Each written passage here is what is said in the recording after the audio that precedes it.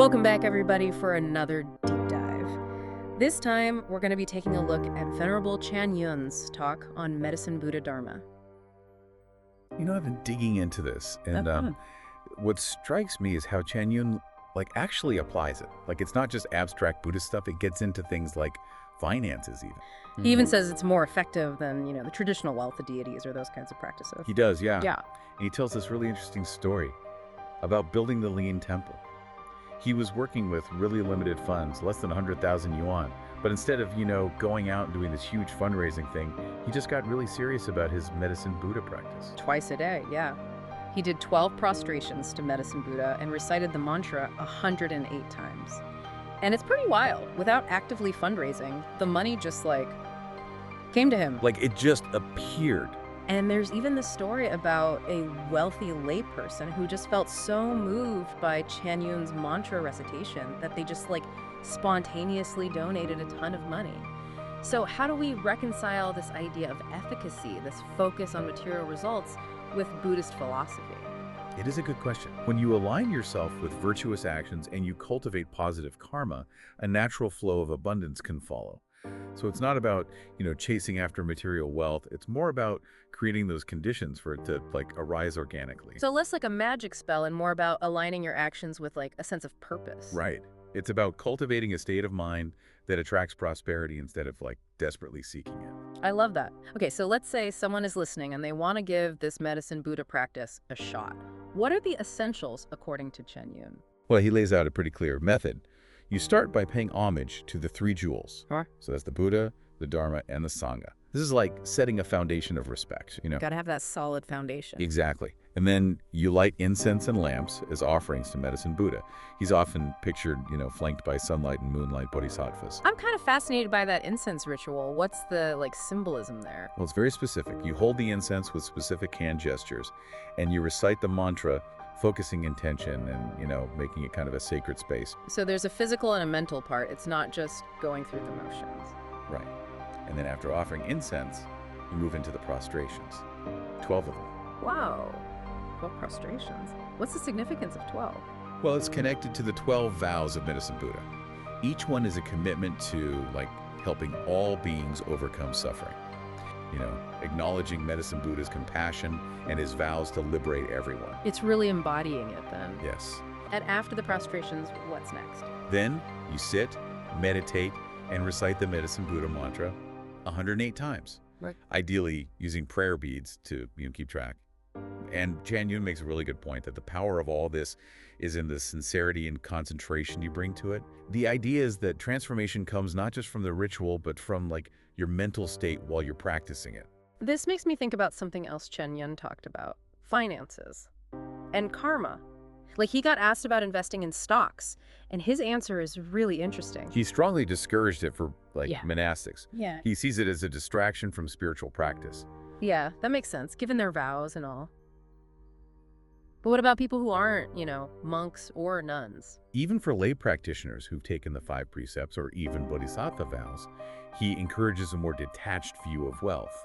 He tells this powerful story about a lay Buddhist who, he lost a lot of money in the stock market and then tragically suffered a fatal stroke. It really makes you think, chasing material gains, sometimes it leads you to places you weren't expecting. Yeah. So Chan Yun's point is that true wealth comes from virtuous actions, from cultivation, not from speculation or looking for shortcuts. It's about, aligning your actions with your values and realizing that prosperity comes from inner growth, not what you have. Not just money, but how you get it.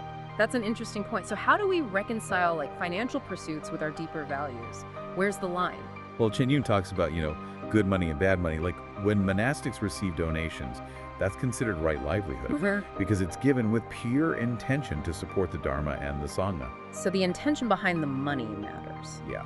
But money earned through speculation or by taking advantage of others or doing things that harm people, that carries a different weight, karmically. Yeah. It's about being aware of where your wealth comes from and its impact on you, on everyone. He talks about the Japanese emperor's son, right? Born into this life of privilege while others struggle just to survive. It's that question of fate and free will. How much control do we really have? And Chan Yun acknowledges the power of destiny. like, our circumstances, our predispositions. He even talks about a fortune teller who predicted stuff in his own life. He did. Wow. But he doesn't just stop there, right? No, he goes on to say that we still have the ability to, like, shift our karma, to change our course through our actions. So we're not, like, stuck, even if we have a tough starting point. Yeah. He uses the example from the Amitabha Sutra. Says we can't reach the Pure Land without good roots and merit. And that comes from being mindful, being virtuous, and helping others. So we have a hand in shaping our future. Exactly. And it goes back to Chan Yun's main point. True wealth isn't about stuff. It's about cultivating that inner richness, which then shows up in all areas of your life. Not just material, right? Could be spiritual, health, relationships. Exactly. It's like planting seeds. Plant seeds of generosity, kindness, ethical conduct, you're going to reap abundance. But if you plant greed, dishonesty, harm, that's what'll grow. It's such a great analogy. It really brings it home. So what really stands out to you from this part of the deep dive? I think it's how Chan Yun brings practical advice and deep philosophy together. He's not saying, here's the get-rich-quick scheme. He's inviting us to really think about what wealth means and how to build it from the inside out. It's a different way of thinking about things, especially in a world that's all about, stuff. More stuff. We'll be right back. It's not about rejecting wealth. It's about, like, understanding where it comes from, those wholesome actions, building positive karma. Yeah. It's like, that saying, money is a magnifier. It just makes bigger whatever's already there, good or bad.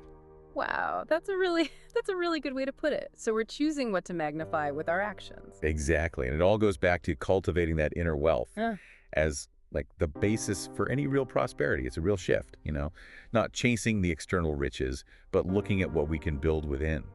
And this idea of inner wealth leading to abundance, how does that actually work practically? Well, Chan Yun talks about even, like, the act of offering incense. It can be generosity. It can create positive karma. He describes this time when things were tough financially. He would offer incense daily and just visualize it, like filling the whole universe with fragrance and light. I can just picture that. So even when, we're feeling like we don't have enough materially, we can still practice generosity. Yeah, absolutely. And it's not just about stuff, right? It's about your relationships, your health, your creativity, your sense of well-being. Cultivate a generous heart, and you'll probably see abundance in those areas. This makes me wonder about how we apply this to, like, actual financial decisions. Well, Chan Yun's teachings encourage us to really look at, not just what we earn, but how we earn it and what we do with it. Like asking yourself, are my finances matching up with what I believe in? Am I doing something good for the world through my work, through my spending? Like bringing mindfulness to money. Exactly. Awareness, intention. So, maybe supporting ethical businesses, thinking about how much we consume, or finding ways to help others with our resources. It's all connected, right? Your choices affect a lot more than just you. You mentioned before that Chan Yun's really against stock trading, even for lay folks. Are there any situations where that could be, like, ethical from a Buddhist point of view? It's a good question. He definitely highlights the downsides, the greed, the attachment. But I think there might be times when it lines up with Buddhist principles. Like, let's say you're investing in companies that are really working to benefit society or the environment, and you're approaching it without getting too attached to the outcome. That could be skillful, like a way to generate some good karma. So it's not about, like, this is good, this is bad. It's about the motivation, the why. Right. And understanding that even these seemingly, ordinary things, how you get money, how you spend it, they can be chances for growth, for positive change. This has been so eye-opening. Chan Yun's teachings on wealth and prosperity, they're really something else. Yeah. And remember, we're just scratching the surface here. There's so much more to explore in Medicine Buddha Dharma, in Buddhism in general. That's true. Wrapping up our deep dive into this talk, we've gone over a lot. Medicine, Buddha practice, wealth, karma. It seems clear that these teachings, they can really help anyone looking for a more meaningful life. Absolutely. For me, the biggest takeaway is this. True wealth comes from inside, from living your values, knowing that your financial choices can actually make a difference in the world. That's a great way to sum it up. As we close, here's something to think about. What if you try incorporating Medicine Buddha practice? Not just for, like, material stuff, but for that peace of mind, for making sure your actions match your deepest values. Could that be a path for you? Yeah, it really does make you think about things differently. And I have to admit, when we first started talking about Medicine Buddha practice, I was a little, skeptical. But hearing how Chan Yun frames it, not just as a way to get rich, but to, like, find inner peace and really live your values, it really clicked for me. Yeah, it gets to the heart of it, doesn't it? Buddhism isn't just about, like, the rituals and the chanting. It's about cultivating wisdom and compassion in everything. Yeah, and it's so easy to get caught up, in wanting things, thinking that's where happiness is. But what Chen Yun's saying, it's a good reminder, true wealth, it comes from within. It's about seeing the abundance that's already there, right? Inside us, all around us. And then, from that place, we can make choices that really reflect what we believe in. Choices that are good for everyone. It's like we've got this new way to look at wealth and prosperity. It goes beyond just like how much money you have. It's about what's in your heart and mind. And the cool thing is, anyone can use this. Doesn't matter who you are, what you believe. It's an invitation to try a different way of being, one that's based on wisdom and compassion. And really understanding how we're all connected. This has been such a great deep dive, really insightful. We've explored Chan Yun's take on Medicine Buddha practice, finances, karma, all of it. And I think the biggest takeaway for me, and maybe for our listeners too, is that true prosperity isn't something you chase. It's something you cultivate. Well said. By living our values, practicing generosity and compassion, cultivating peace. That's how we unlock the abundance that's already there, within us, in the world. This has been another great deep dive, and we really appreciate you listening. Until next time, keep exploring and keep diving deeper.